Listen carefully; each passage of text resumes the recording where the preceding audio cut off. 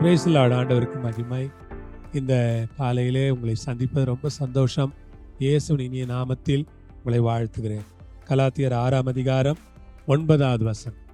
நன்மை செய்கிறதில் சோர்ந்து போகாமல் இருப்போமாக, நாம் தளர்ந்து போகாதிருந்தால் ஏற்ற காலத்தில் அறுப்போம். ஆண்டவருக்கு ஸ்தோத்திரம். நன்மை செய்கிறதில் சோர்ந்து போகாமல் இருப்போமாக, நாம் தளர்ந்து போகாதிருந்தால் ஏற்ற காலத்தில் அறுப்போம். வேதம் என்ன சொல்லுகிறது? நன்மை செய்கிறதில் சோர்ந்து போகாமல் இருப்போமாக. விசுவாசிகளே, தேவனுடைய பிள்ளைகளே, அருமையான தேவனுடைய ஜனமே, பரிசுத்த வேதாகமம் சொல்லுகிறது, நன்மை செய்கிறதில் சோர்ந்து போகாமல் இருப்போமாக. நன்மை செய்யறதுல சோர்ந்து போயிடாதீங்க.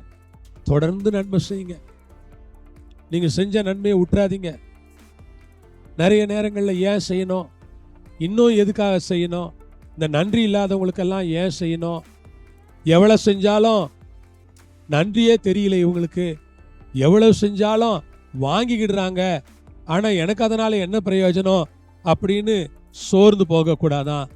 நாம நன்மை செஞ்சா வாங்கிக்கிட்டோம், நாம நன்மை செஞ்சா பெற்றுக்கொள்ளட்டும், நாம நன்மை செஞ்சா அவங்க அதுக்கு திருப்பி நன்றி கூட சொல்லாம கூட இருக்கட்டும், பரவாயில்ல. ஆனா பரிசுத்த வேதாகமம் என்ன சொல்லுதுன்னா, நன்மை செய்கிறதில் சோர்ந்து போகாமல் இருப்போமா.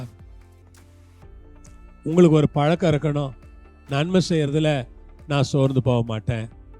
நீங்க ஜெபம் பண்ணணும், நன்மை செய்யறதுல நான் சோரவே மாட்டேன், நன்மை செய்யறதுல நான் தயங்கவே மாட்டேன், நன்மை செய்யறதுல நான் பின்னால வரவே மாட்டேன், நன்மை செய்கிறதுல சோர்ந்து போகாமல் இருப்போமாக. ஆண்டவருக்கு ஸ்தோத்திரம். சோர்ந்தே போகாதீங்க. நன்மை செய்யறதுல என்ன உங்களுக்கு பிரதிபலனா கிடைச்சதோ கிடைக்கலையோ நன்மை செய்யுங்க. சோர்ந்து போகாமல் இருப்போமாக. நாம் தளர்ந்து போகாதிருந்தால், தளர்வாயிடும், ரொம்ப தளர்ந்து போயிடுவோம். நாம் தளர்ந்து போகாதிருந்தால் ஏற்ற காலத்தில் அறுப்போம். நாம் தளர்ந்து போகாதிருந்தால், ஆண்டவருக்கு ஸ்தோத்திரம், நான் தளர்ந்து போகாதிருந்தால், நான் தளர்ந்து போகாதிருந்தால், ஆண்டவருக்கு மகிமை உண்டாவதாக. நான் தளர்ந்து போகக்கூடாது. விசுவாசிகளை உங்களை உற்சாகப்படுத்துகிறேன்.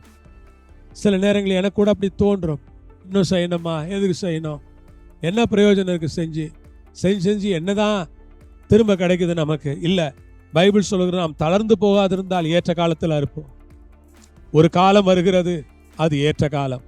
ஏற்ற காலம் வரும் பொழுது கர்த்தர் அறுவடையை கொடுப்பார். அவர்கள் நமக்கு கொடுக்க மாட்டார்கள், நம்மிடத்தில் பெற்றுக்கொண்டவர்கள் நமக்கு கொடுக்க மாட்டார்கள். ஆனால் கர்த்தர் அறுவடையை கொடுப்பார். கர்த்தர் தருவார் பிரதிபலனை.